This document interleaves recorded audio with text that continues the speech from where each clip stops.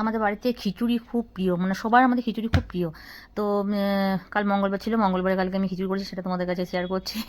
আমার মেয়ে মঙ্গলবার নিরামিষ খায়, তো নিরামিষ খিচুড়ি করতে হবে। সবাই বলে নিরামিষ খিচুড়ি খাবো। আর তার সাথে আলু ভাজা আর বেগুন ভাজা, পাঁপড় ভাজা, চাটনি, ব্যাস, আর কিছু দরকার নেই, কারণ খিচুড়ির মধ্যে তো সব দেওয়া হয়। আর দাদার কাছে সকালে সবজি কিনে নিয়েছি, সব কিছু আনাজগুলো।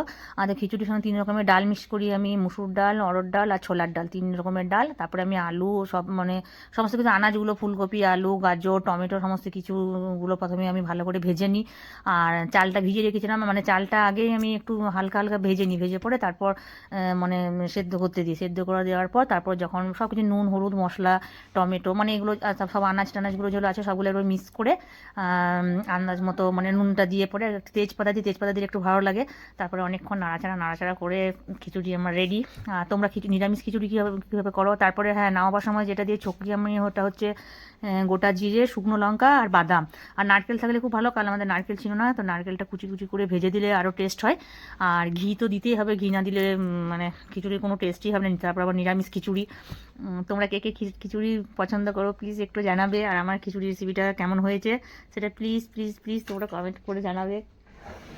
By, tata. বাবু সোনারটা উঠে গেল। আমি এইভাবেই খিচুড়ি করি, তোমরা কীভাবে খিচুড়ি করো প্লিজ একটু কমেন্ট করে জানাবে।